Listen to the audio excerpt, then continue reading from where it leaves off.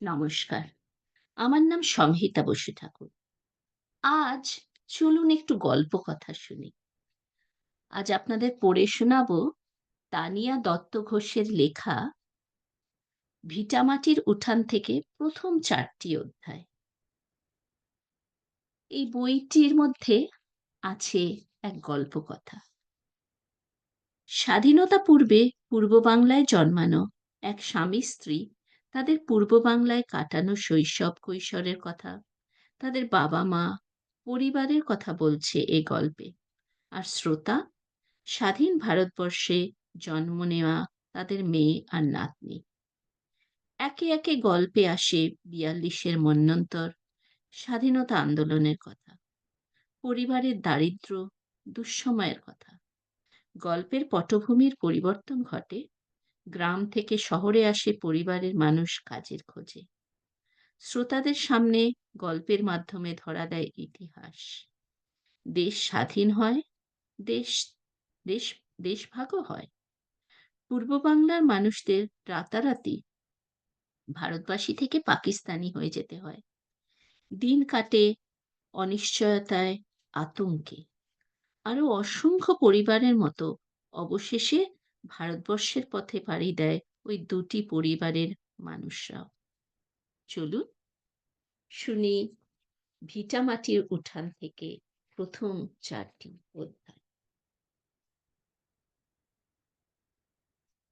সুমনা দাঁড়িয়ে আছে ভগ্নপ্রায় বাড়িটার সামনে। একসময় এই বাড়ি জুড়ে শোনা যেত নানা বয়সী মানুষের কলরব। সামনেই সিংহদুয়ার। সুমনার মা বলে সিং দরজা। সিং দরজার ওপর নহবতখানার কোনো চিহ্ন আজ আর নেই। সুমনা ঘুরে তাকায় তার ডান দিকে। ওইটে বোধহয় সেই বৈঠকখানা ঘরটা। ভাবতে ভাবতে সিংহ দরজা দিয়ে ঢুকে উঠানে এসে দাঁড়াতেই আবেগতাড়িত হয়ে পড়ে সে। এই তো সামনে তার মায়ের সেই রান্নাবাটি খেলার বারান্দা। ওড়নাটা দিয়ে চোখের কোণটা একবার মুছে নেয় সে। পায়ে পায়ে উঠে আসে বারান্দায়। উঁকি দেয় দরদালানে। এখানেই কি সেই পালকিটা থাকতো? দরদালানের মাথার ওপর আজ আকাশের ছাউনি। ছাদটা কোন কালে ধসে গেছে কে জানে। দোতলায় ওঠার সিঁড়িটা তো পূব দিকে থাকার কথা। ওই তো সিঁড়িটা এবার দেখতে পায় সুমনা। পা রাখে সিঁড়িতে। মা, দোতলার ছাদ প্রায় পুরোটাই ভাঙা। শুনলে না? ওঠো না আর। নিতিন ডাক দেয় পেছন থেকে। আর ২ ধাপ উঠি, ওই দোতলাতেই যে মার শোবার ঘর ছিল রে, একটিবার দেখি। ১৯৪৮ আর আজ ২০১৮। ৭০ বছর হলো সুমনার মা চলে গেছেন এই বাড়ি ছেড়ে, এই গ্রাম ছেড়ে, এই দেশ ছেড়ে। বয়স তখন তার মাত্র ১৬।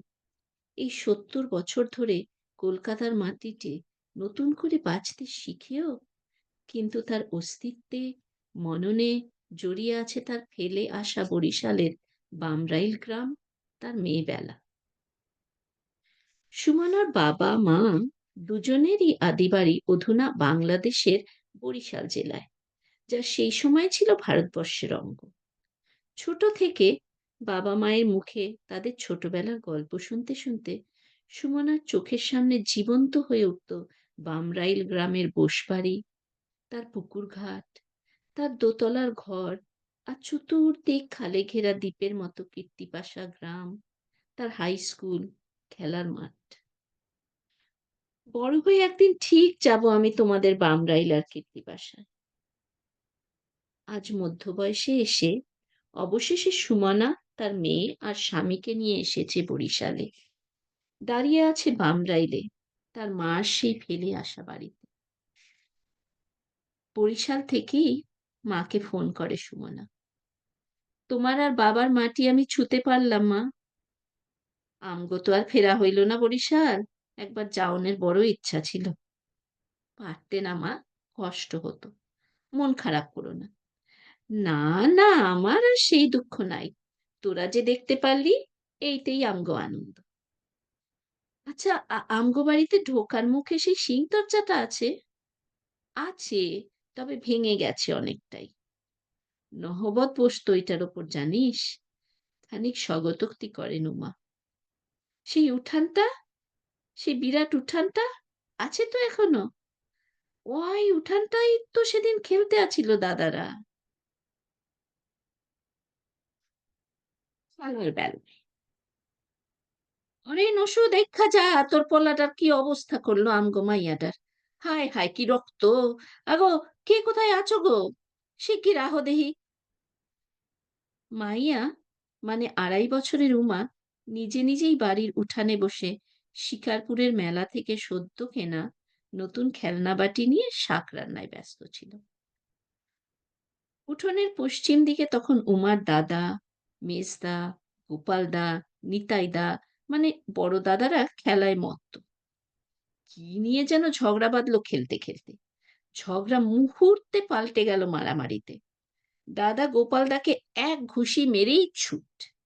আর গোপালদা তখন রাগের মাথায় হাতের কাছে পেল একটি ছিপ, মাছ ধরার ছিপ, ছুঁড়ে মারল তাই দাদাকে লক্ষ্য করে। সেই ছিপের বড়শি ছিটকে এসে লাগলো সোজা উমার চোখে। দাওয়ার শেষে মাথায় তখন ঠাকুমা কি একটা কাজে ব্যস্ত, চিৎকার করে নিষেধ করেন, ওরে ও পোলাডা, ওইখান চুরিস না রে, লাইগা যাইবো। বলতে বলতেই তাকিয়ে দেখেন চোখে হাত চাপা দিয়ে উপুর হয়ে শুয়ে পড়েছে তার নাতনি উমা। প্রায় ছুটে এসে কোলে তুলে নেন ঠাকুমা। দৌড়ে আসে মা শান্তিলতা। ছোট্ট মেয়েটা তখন যন্ত্রণায় ছটফট করছে ঠাকুমার কোলে। গ্রামে কোনো ডাক্তার নেই। ডাক্তারবাবুকে আনতে লোক ছুটল মাইল 1.5 দূর, বাটা জোরে। ডাক্তারবাবু আসা অব্দি মেয়ে কোলে নিয়ে বসে থাকার ইচ্ছে থাকলেও উপায় নেই শান্তিলতার।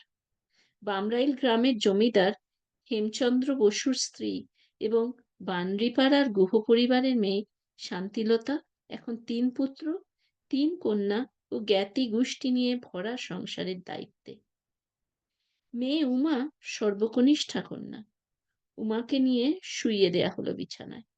ঠাকুমা আর মেজদি রমা বসে রইল উমার কাছে। ডাক্তারবাবু এলেন, ওষুধ দিলেন, চোখে ব্যান্ডেজ বেঁধে দিলেন ও নিদান দিলেন বরিশাল টাউনে নিয়ে হসপিটালে চোখের ডাক্তার দেখাবার জন্য। যে সময়ের কথা, সেই সময় বামরাইল থেকে বরিশাল হয় বাসে নয়তো নৌকায় যেতে হতো। বাসে যেতে হলে পথে পড়তো 2 বড় নদী, শিকারপুর আর রহমতপুরের নদী। এই 2 নদীর উপর কোনো সেতু ছিল না সেই সময়। নৌকার সাহায্যে একবার বাসকে পার করা হতো, একবার যাত্রীদের। তাতে যেমন সময় লাগতো, তেমনি বারবার ওঠানামার ঝঞ্ঝাটটা বেশি ছিল। সেই কারণে নৌকা পথেই যাতায়াত করত বেশিরভাগ মানুষ। দিন কয়েকের মধ্যেই উমাকে নিয়ে সবাই রওনা হলো বরিশালের উদ্দেশ্যে নৌকা পথেই। ভোরবেলা খাবার দাবার, রান্নার জিনিসপত্র সহযোগে নৌকো চড়ল। বরিশালে যাওয়া মানে ছোটদের মনে যেন চড়ুই ভাতি আনন্দ। সেই রকমই মেজাজে থাকে তারা। তাছাড়া বরিশাল মানে মামাবাড়িতে গিয়ে ওঠা, লেখাপড়ার ছুটি কদিন। এবার যদিও বেড়ানোর উদ্দেশ্যে যাওয়া নয়, তবুও দুশ্চিন্তার দায়ভার তো বড়দের। ছোটদের মনে সহজাত আনন্দ উচ্ছ্বাস তো থেমে থাকে না পরিস্থিতির জন্যে। উমার চোখের যন্ত্রণা এই কদিন ওষুধ পড়ায় একটু কম, কিন্তু চোখ বাঁধা ব্যান্ডেজ আর ছোটাছুটি লাফালাফি বন্ধ। উমা এমনিতে শান্ত স্বভাবের, এই দুর্ঘটনার পর আরো চুপচাপ। মায়ের কোলে মাথা রেখে সে শুয়ে আছে ছইয়ের ভিতর। শীতের নদী ঘিরে আছে মৃদু কুয়াশায়। বাইরে পাটাতনে বসা বড়দি আর মেজদি, রেনু আর রমা। দাদা অরুণ ব্যস্ত মাঝিদের সঙ্গে খোশ গল্পে। গ্রামের খাল থেকে নৌকা বেরিয়ে পড়ে বড় নদী আড়িয়াল খাতে। ক্রমশ বেলা বাড়ার সঙ্গে সঙ্গে কুয়াশা কেটে গিয়ে ওঠে শীতের রোদ্দুর। নৌকা চলে পাড়ের কোল ঘেঁষে। কার্তিক অঘ্রাণে ধান তোলার পর 2 পাড়ের ক্ষেত জুড়ে এখন সর্ষের চাষ। ক্ষেতের রং হলুদ যতদূর চোখ যায়। মাঝে মাঝে সবুজ কড়াইশুঁটি, ফুলকপি, বাঁধাকপির ক্ষেত। মাঝ নদী দিয়ে চলে যায় গয়নার নৌকা, শোনা যায় মাল্লাদের হাঁক, যাউন কোথায় ও মাঝি? ছোট ছোট জেলে ডিঙি জাল ফেলে নদীতে। উমা বাইরে এসে বসে। শীতের রোদ পোহায় নৌকার গলুইয়ে। ঝুপ করে জলে লাফিয়ে ওঠে শুশুক। বড়দি চেঁচিয়ে ওঠে, আরে আরে উমা, ওই দেখ, শু শু শু। কই কই কোন দিকে? ওই তো তোর বাঁদিকে। বাচক তো বাঁধা ব্যান্ডেজে। ঘুরে দেখতে দেখতে আর খুঁজে পায় না শুকে। উমার মুখ ভার হয়। আমি দেখতে পাইলাম না। এই বাম চক্ষুটার ওপর ব্যান্ডেজটা খুলবো কবে? ও মা, কও না। খুলবো খুলবো, আর একটা দিন অপেক্ষা কর। একটু ধৈর্য ধরন ধরন লাগবো তোমা। উমার মাথায় হাত বোলায় শান্তিলতা। মুখে তিনি বলেন মেয়েকে ধৈর্য ধরার কথা, কিন্তু ভিতরে তার অস্থিরতা। কতক্ষণ পৌঁছবেন? কখন ডাক্তার দেখাতে পারাবেন? চোখটা ঠিক হবে তো? বেলা বাড়ে। পাড়ের কাছাকাছি নৌকো থামায় মাঝি। রান্নার ঠাকুর আর মাঝি মিলে রান্না চাপায়। ছেলেমেয়েরা উঠে আসে পারে, একটু হাঁটাহাঁটি করে, মুঠো করে ক্ষেত থেকে কড়াইশুঁটি তুলে কোচরে ভরে। শান্ত উমা দাদার হাত ধরে উঠে আসে পারে, বসে থাকে গাছতলাতেই। হেমচন্দ্র তাড়া লাগান মাঝিদের, অকানাই, দেরি কইর না জানাজ, একটু হাত চালাইয়া খাওন দাওন সারো দেখি। কাল সকালের আগে উমাকে হাসপাতালে নিয়ে যাওয়ার কোনো উপায় নাই জানেন তিনি। তবুও দুশ্চিন্তা অস্থিরতার আকারে বেরিয়ে আসে। খাওয়া দাওয়ার শেষে আবার রওনা। কীর্তনখোলায় নৌকা ঢোকে বিকেল নাগাদ। বরিশাল পৌঁছতে পৌঁছতে নেমে আসে সন্ধ্যা। পরের দিন সকাল সকাল হাসপাতালে ছোটে উমার বাবা আর দাদা। সঙ্গে উমাকে কোলে নিয়ে মা শান্তিলতা। সব রকম পরীক্ষা নিরীক্ষার পরে বোঝা গেল যে উমা তার বাঁ চোখে দেখতে পাচ্ছে না, দৃষ্টি হারিয়েছে চিরতরে। কিন্তু ক্ষত তো সারাতে হবে, তাই ব্যান্ডেজ তার সঙ্গী থাকবে আরো বেশ কিছুদিন, নিদান দেয় ডাক্তারবাবু। অসুস্থ শরীরে সকাল থেকে হাসপাতালে বসে থাকা, তার উপর আগের দিনের নৌকা ভ্রমণের ধকল। ছোট্ট উমা এসব আর শুনতেও পায় না। মায়ের কাঁধে মাথা রেখে সে তখন ঘুমে অচেতন। শান্তিলতার চোখ বেয়ে নেমে আসে জল। উমাকে আরো শক্ত করে ধরেন তিনি, আর মনে মনে প্রতিজ্ঞা করেন তার এই মেয়েটিকে তিনি অন্যভাবে তৈরি করবেন। লেখাপড়ার সঙ্গে সঙ্গে অন্যান্য গুণের বিকাশও যেন এর মধ্যে সঠিকভাবে হয়। উমা হবে স্বয়ংসম্পূর্ণা স্বাবলম্বা নারী। স্বাবলম্বী নারী। আজ দিন তিনেক হলো সুমনারা ফিরে এসছে বরিশাল থেকে। কিন্তু বাড়িতে সেই আলোচনাই চলছে দিনভর। দিদার এই গল্পটা মিতিনের বহুবার শোনা। তবুও তার নতুন করে কষ্ট হয় ছোট্ট মেয়ে উমার জন্যে। মিতিন তার দিদার গায়ে হাত বোলায়। দিদাই, তোমাকে যখন কলকাতায় আনতো তোমার বাবা মা, তবে হয়তো তোমার চোখটা ওভাবে নষ্ট হতো না গো। সেই সময় কলকাতায় আসা এত সহজ ছিল না মিতিন। তুই শুনলি না যে বরিশাল যেতেই একটা পুরো দিন লেগে যেত? আর তাছাড়া সেই সময় তো আজকালকার মতো এত হোটেল টোটেল ছিল না। কলকাতায় এসে উঠতো কোথায়? মায়ের বদলে সুমনাই উত্তর দেয়, না রে, তাও আনছিল, কিন্তু ততদিন বাচক পুরা পুরা নষ্ট। সকালে চায়ের কাপ হাতে মা মেয়ে নাতনির আড্ডায় এবার ইতি টানেন উমা। সুমনা, বাবারে ঘুম থেকে তোল দেখি, আমি আরেকবার চা বসাই একটু। আজকাল ঘুম থেকে ওঠার পরে মাঝে মাঝে কেমন যেন ফ্যাল ফ্যাল করে তাকিয়ে থাকে সুমনার বাবা। সুমনা ঘরে ঢুকে বাবাকে ওরকম দৃষ্টিতে তাকিয়ে থাকতে দেখে এগিয়ে এসে একটু মৃদু ঠেলা দেয়। বাবা, ও বাবা, কি হলো? বিছানা থেকে ওঠো।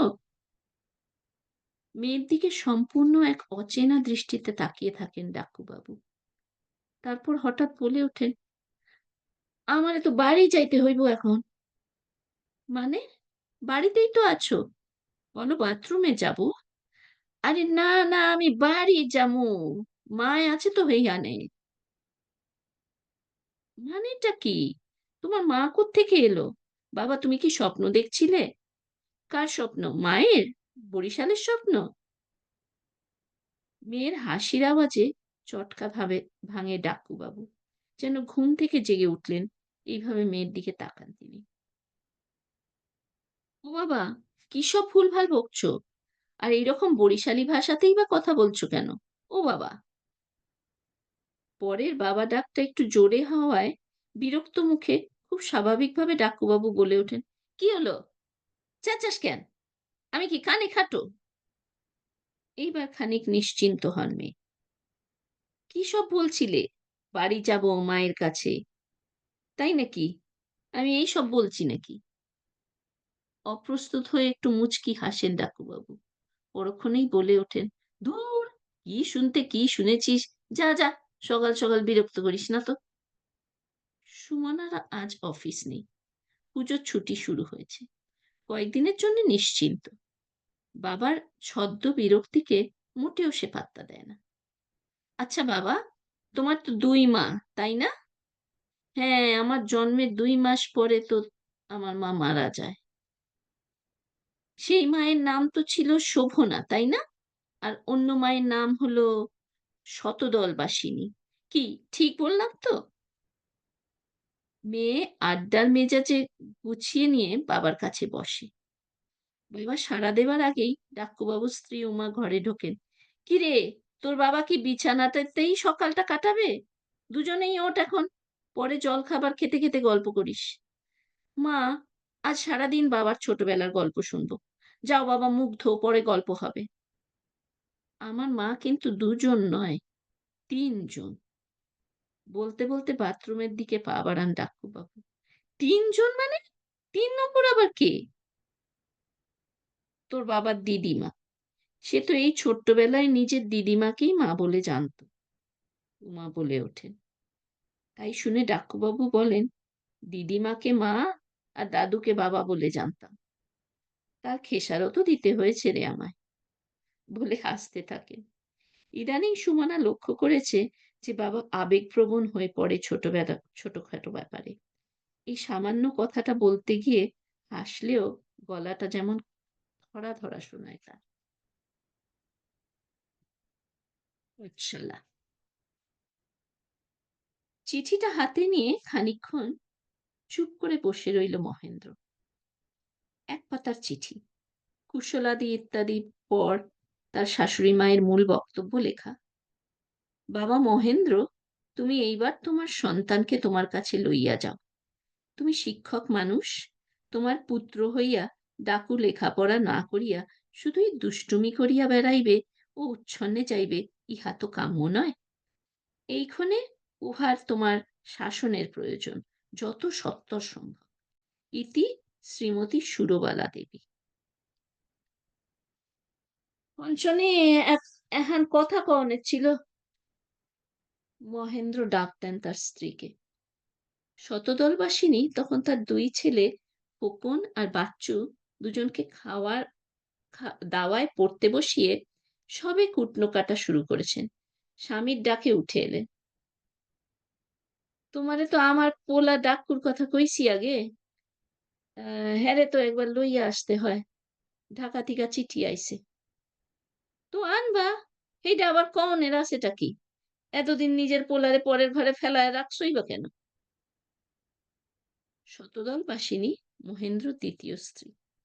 ৪ সন্তান, পন্নু, বাদল, ছুটকু আর ডাক্কুকে রেখে প্রথমা স্ত্রী গত হবার কিছুকাল পর উত্তর শাহবাজপুরের নিবাসী ক্ষীরোদমোহন দত্ত রায়ের কন্যা শতদলবাসিনীর সঙ্গে আবার বিবাহ হয় মহেন্দ্রর। চিঠিটা এসছে মহেন্দ্রর প্রথমা স্ত্রীর মায়ের কাছ থেকে। ডাক্কুর মুখটাই মনে নেই আজ কীর্তিপাশা হাই স্কুলের প্রায় ৬ ফুট লম্বা, সমানুপাতিক চওড়া চেহারার দোর্দণ্ড প্রতাপ হেডমাস্টার মশাইয়ের। ডাক্কু জন্মাবার পর থেকেই অসুস্থ শোভনা। মাস ২ অসুস্থতার পর মারা গেলেন তিনি। মাহারা ডাক্কুকে দেখাশুনো করার দায়িত্ব পড়ল তার ছোট পিসির ওপর। কিশোরী পিসি সংসারে অনভিজ্ঞতার কারণে পারল না ২ মাসের মাহারা শিশুকে সামলে উঠতে। ডাক্কু অসুস্থ হয়ে পড়ল। খবর পৌঁছলো ঢাকায় শোভনার বাপের বাড়ি। খবর পেয়ে ডাক্কুর দিদিমা এলেন তার বড় ছেলেকে সঙ্গে করে। কোলে তুলে নিলেন শিশু ডাক্কুকে পরম আদরে। ডাক্কু চলল ঢাকায় তার পিতৃগৃহ ছেড়ে।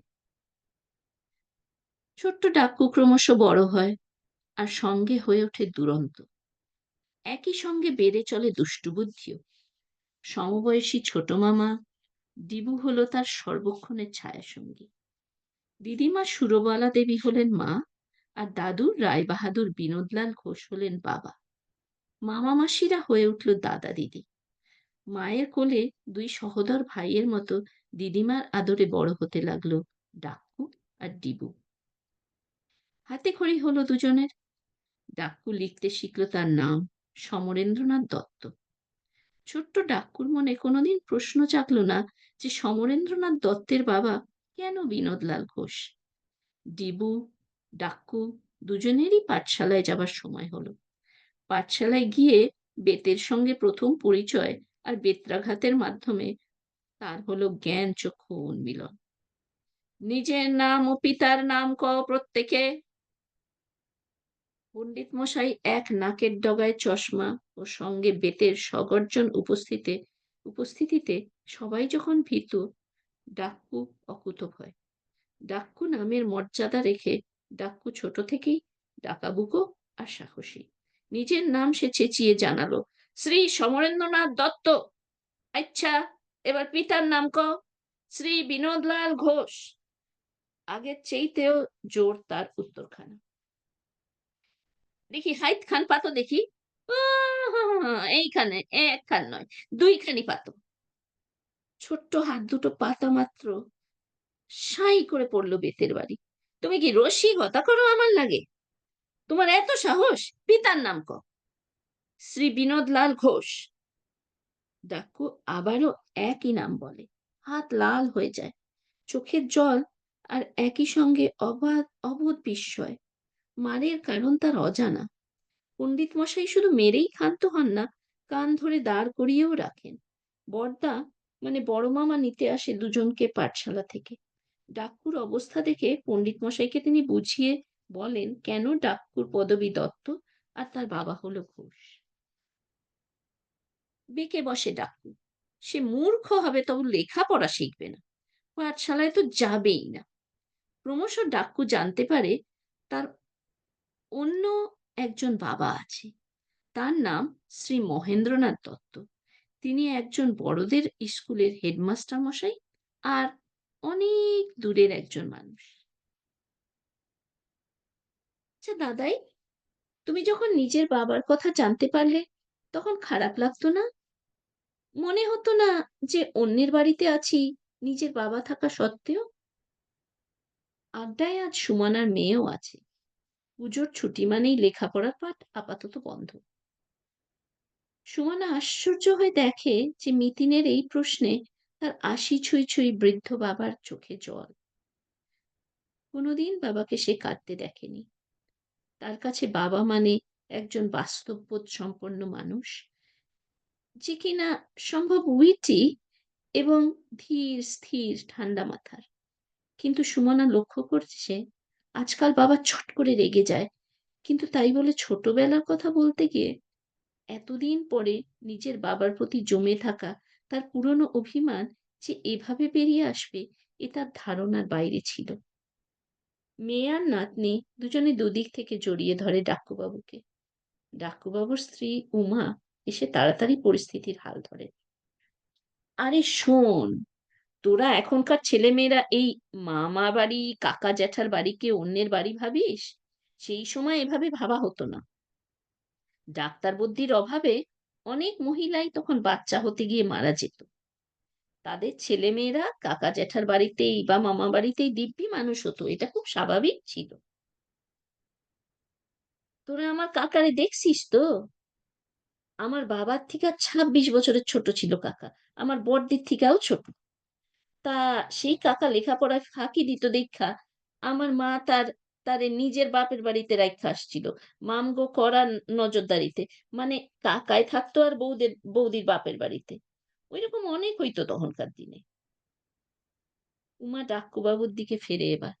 আর তুমি কি শুরু করলে বলো তো? ডাক্কুবাবু বা তার স্ত্রী উমা দুজনেই কলকাতার উচ্চারণে বাংলা বললেও বিভিন্ন শব্দে দুজনেরই ভাষার উৎস যে বরিশাল তা বেশ বোঝা যায়। তাছাড়া নিজেদের মধ্যে কথোপকথনে তো আজও তারা এই উচ্চারণেই স্বাচ্ছন্দ্য বোধ করে। কোথায় সেই সব গল্পগুলো কইবা, তা না কইরা চোখের জল ফেল কেন এই বুড়া বয়সে? স্ত্রীর মৃদু মৃদু ভর্ৎসনায় কাজ হয়। ডাক্কুবাবু নিজেকে সামলান। চলতে থাক তার স্মৃতির রোমন্থন। পার্টি। সকাল থেকে বাড়িতে একটা সাজ ভাব। সবাই ব্যস্ত। ঘর দুয়ার সব ঝকঝকে তকতকে করে তুলেছে বাড়ির চাকরেরা। মামারা ব্যস্ত সমস্ত হয়ে ঘর-বার করে চলেছেন। ডাক্কু, ডিব্বুর আজ আজ কারো নজর নেই। এমনকি সুরবালা দেবীরও আজ নিঃশ্বাস ফেলার সময় নেই। আইজ কি আছে রে? আইজ কি কারো বিয়া? দিব্যু প্রশ্ন করে তার প্রাণের সখা ডাক্কুকে। বিয়া? হইতে পারে তা। কার? বাবার? দিব্যু তার বাবার সাজগোজের ঘটা দেখে আন্দাজ করার চেষ্টা করে। বাবার কি কইরা বিয়া হইব? কিছুই দেখি জানিস না। বাবার বউ তো মা। তাইলে? চিন্তান্বিত মুখে খানিক বড়দের মতো হাবভাব করে বাড়িময় ঘুরে বেড়ায় বছর তিনেকের দুই খুদে। অবশেষে তারা জানতে পারে যে আজ বাড়িতে সাহেবদের আগমন ঘটবে। উকিলবাবি উকিলবাবু বিনোদলাল ঘোষ মহাশয়কে সেই সময় তার সাহেব প্রীতির কারণে বলা হতো ব্রিটিশদের ভয়ের ঘা, অর্থাৎ তাবেদার। তাই বাড়িতে মাঝে মাঝে সাহেব সুবোধের আগমন ঘটত। অতিথি সৎকারের দায়িত্বে থাকতেন মূলত তার স্ত্রী সুরবালা দেবী। তিনি রান্নাও জানতেন রকমারি। এমনকি সাহেবদের কেক পুডিংও তিনি দিব্যি বানাতে পারতেন। সাহেবদের আগমন ঘটবে জানার পর এবং তাদের আসার পূর্ব অভিজ্ঞতার ভিত্তিতে ডাক্কু ডিব্বু সকালটা রান্নাঘরের আশেপাশে ঘুরঘুর করে কাটালো ছোটখাটো ধমক ধামক উপেক্ষা করেই। অবশেষে যখন দিদিমার নজরে পড়ে রাম বকুনি খেলো, তারপর তার থেকে তাদের আর কোনো খোঁজ নেই। অবশ্য সবাই ব্যস্ত থাকার দরুন তেমন করে কেউ খুঁজলোও না তাদের। বিকেলে খাবার টেবিলে সাজানো হয়েছে সুস্বাদু খাবার দাবার সহকারে। সুরবালা ট্রেতে করে কেক রাখলেন, সংখ্যাটা গুনে নিলেন। ট্রেটা রেখে ফুলদানিগুলো সাজানোর তদারকিতে 1 মিনিটের জন্য সরেছেন। তিনি হঠাৎ চোখে পড়ল সাজানো কেকটার লাইনটা কেমন যেন দেখাচ্ছে। গুনে দেখলেন কেকের সংখ্যা একটা কম। ভাবলেন বোধহয় নিজের গুনতে ভুল হয়েছে। প্রচলিত শিক্ষা না থাকলেও মোটামুটি লেখাপড়া জানতেন তিনি। পড়ার অভ্যাস তো ছিলই, সংখ্যা পরিচয়ও ছিল। তাই একটু অবাক হলেন। আরেকটা কেক এনে লাইন করে সাজিয়ে রাখলেন। 2-3 মিনিট পরে আবার লক্ষ্য করলেন কেকের লাইন টেরা বেঁকা। তাড়াতাড়ি এসে আবার গুনলেন। এবার দেখলেন দুটো কেক কম। আশ্চর্য! কোথায় গেল কেক দুটো? বাড়ির ছেলে মেয়েদের কাউকে তো ধারে কাছে দেখা যাচ্ছে না। তবে কে নিচ্ছে? এদিকে সাহেবদের আসার সময় হয়ে গেল প্রায়। সুরবালা আবার দুটো কেক এনে রাখলেন। আর এবারে একটু দূরে সরে গিয়ে দরজার আড়াল থেকে নজর রাখতে লাগলেন। খানিকক্ষণের মধ্যেই সাদা টেবিল ক্লথে ঢাকা ডাইনিং টেবিলের নিচ থেকে বেরিয়ে এলো একটা ছোট হাত। হাতটা ট্রেতে পৌঁছে হাতড়ে হাতড়ে একটা কেক যেই তুলেছে, সুরবালা এসে খপ করে ধরে ফেললেন হাতটা। টেনে টেবিলের নিচ থেকে বার করলেন হাতের মালিককে, মুখময় কেকের গুঁড়োমাখা শ্রীমান ডাক্কুবাবু। বোমা সমেত গ্রেপ্তার অপরাধী। আরেকজন কই? ধমকের চোটে টেবিলের নিচ থেকে বেরিয়ে আসে ডাক্কুবাবুর ভীতু শাকরের ডিবুবাবু। অল্প স্বল্প কানমলার চেয়েতে বেশি শাস্তি সেবার জোটেনি। কপাল ভালো দুজনের, কারণ সেই মুহূর্তেই খবর আসে যে সাহেবদের মোটর গাড়ি ঢুকেছে। সুরবালা দেবী ছিলেন বিনোদলাল বাবুর দ্বিতীয় পক্ষের স্ত্রী। প্রথম ও দ্বিতীয় পক্ষ মিলিয়ে তাদের ছিল 12 জন সন্তান। মেয়েদের মধ্যে একজন ছিল ডাক্কুর মা শোভনা। মনা, পারুল ও লিলি মাসিদের মধ্যে ডাক্কুর সবচেয়ে প্রিয় ছিল লিলিদি। বড় হয়ে অবশ্য ডাক্কু এদের মামা মাসি বলতে শিখেছিল। দুষ্টু ডাক্কু শুধু বশ মানত তার মাসিদের কাছে, প্রধানত ওই লিলি মাসির কাছে। লিলি মাসি অসম্ভব স্নেহ করতেন ডাক্কুকে, আর বহুবার তাকে দাদাদের চড় থাপ্পড় থেকে বাঁচানোর কৃতিত্ব তারই। একদিকে যেমন মামাদের শাসন, সেই সময় শুধু চোখ রাঙানিতে থেমে থাকতো না, প্রায়ই চপেটাঘাত হতো, এ হয়ে শরীর ব্যথার কারণ হতো। অন্যদিকে ছিল মাসিদের স্নেহ ও প্রশ্রয়। এই ২ এর মধ্যেই বড় হতে লাগলো ডাক্কু। দাদু তখন ভাওয়াল এস্টেটের উকিল। বিয়ে হয়ে গেল লিলি মাসির, মাত্র ১৩ বছর বয়সে। মহা ধুমধাম সহযোগে হাতির পিঠে বর এলো, আর ডাক্কুর সবচেয়ে প্রিয় মাসিটিকে নিয়ে চলে গেল। মামাদের শাসনের হাত থেকে আড়াল করার জন্যে আসল মানুষটি আর রইল না। মামাবাড়ি। রায়বাহাদুরের বড় ছেলে বিনয়লাল যখন ডেপুটির চাকরিতে ও মেজ শম্ভুলাল পুলিশের চাকরিতে যোগ দেয়, তখন বিনয়লালের সঙ্গে সঙ্গে পুরো পরিবার কিছুদিনের জন্যে বহরমপুরে স্থানান্তরিত হয়। বড় মামা ও মেজ মামা ছাড়াও বাকি ৩ মামা দীপু, অন্তু আর রঘু, এরা সকলেই ছিলেন যেমন সাহসী তেমনি সুন্দর স্বাস্থ্যের অধিকারী। এই রঘু মামার উৎসাহে ডাক্কু ফুটবল খেলা শুরু করে। রঘু ছিল বাকিদের থেকে ভিন্ন চরিত্রে। বাড়ির বা রায়বাহাদুর পিতার নিয়ম নীতির ধার সে বড় একটা ধারত না। নিয়ম বিরুদ্ধ যা কিছু তার প্রতি ছিল রঘুর প্রবল আকর্ষণ। খুব ভালো ফুটবল খেলতো রঘু, আর রঘুদার খেলা থাকলেই ডাক্কু হাজির তার সঙ্গে। রঘু খেলতো সেন্টার ফরওয়ার্ডে। ফুটবল খেলা ক্রমশ ডাক্কুর জীবনেরও এক অঙ্গ হয়ে উঠল। লেখাপড়ায় মন নেই একটু। ভালো খেলার জন্যে সেই বয়সেই ডাক পড়তো বিভিন্ন জায়গায়। চেহারায় ছোট্টখাট্ট ডাক্কুও খেলতো সেন্টার ফরওয়ার্ডে। বল কাটিয়ে নিয়ে এগিয়ে যেত সে দারুণ ক্ষিপ্রতায়। ডাক্কুর পায়ে বল যাওয়া মানে গোল অবধারিত। শুধু ফুটবল নয়, মামাদের সঙ্গদোষে বা গুণে যে কোনো রকম খেলায় উৎপত্তি তৈরি হয়েছিল তার ওই বয়সী। কিন্তু হেডমাস্টার মশাইয়ের ছেলে হয়ে তার লেখাপড়ার সঙ্গে কোনো সংযোগ গড়ে উঠল তো নাই, উল্টে ক্রমশ রঘুদার মতো দূরদমনীয় চরিত্রের হয়ে উঠতে লাগলো ডাক্কু। রঘু মামার ছক ভাঙা কার্যকলাপের জন্য হয়তো বা তার প্রতি ডাক্কুর ছিল এক অমোঘ আকর্ষণ, যার ফলে সে ক্রমশ রঘুদার ছায়াসঙ্গী হয়ে উঠল। দিদিরা ছাড়াও প্রশ্রয় দেবার আরেকজন মানুষ ছিল ওই বাড়িতে। যেদিন স্কুলে মারপিট করতে গিয়ে এক বন্ধুর মাথা ঠুকে দিয়েছিল দেয়ালে, সেবার উডি না থাকলে ডাক্কুর হাড়গোড়ও আর আস্ত থাকতো না। সেই দিন বিকেলে বন্ধুদের সঙ্গে খেলা নিয়ে আলোচনা থেকে তর্কাতর্কি শুরু হয়, শেষে তা দাঁড়ায় হাতাহাতিতে। তাও অল্পের ওপর দিয়ে হয়তো যেত। এমন সময় বিষ্ণু, মানে যার সঙ্গে ঝামেলাটা বেঁধেছিল, একটা গালাগাল দেয়। সঙ্গে বলে, যে যার বাপের কোনো ঠিক নেই, সে আবার এত কথা বলে কি করে? ঠাস করে এক চড় নেমে আসে বিষ্ণুর গালে। কি কইলি তুই হেটা? তুই জানোস না আমার বাপের নাম? দাঁড়া, আজ তোর বাপের নামও আমি তোরে ভুলে ছাড়ুম। তবে রায় বাহাদুরকে বাবা ডাকিস কেন? লাল হয়ে যাওয়া গালে হাত বোলাতে বোলাতে রাগে গড়গড় করতে সে বলে ওঠে সে, আসলে তোকে তোর বাবা ত্যায্য করছে। তোর মতো ছেলে থাকার থেকে শূন্য গোয়াল ভালো। কি কইলি তুই? বিষ্ণু ঘা দিয়ে ফেলেছে ঠাকুর সবচেয়ে ব্যথার জায়গায়। ঝাঁপিয়ে পড়ে সে বিষ্ণুর উপর, মাথা ঠুকে ধরে দেওয়ালে। আমার বাপ আমারে লয় কি ফেলায় রাখে, তাতে তোর কি রে হারামজাদা? আর কবি এমন কথা কোন দিন?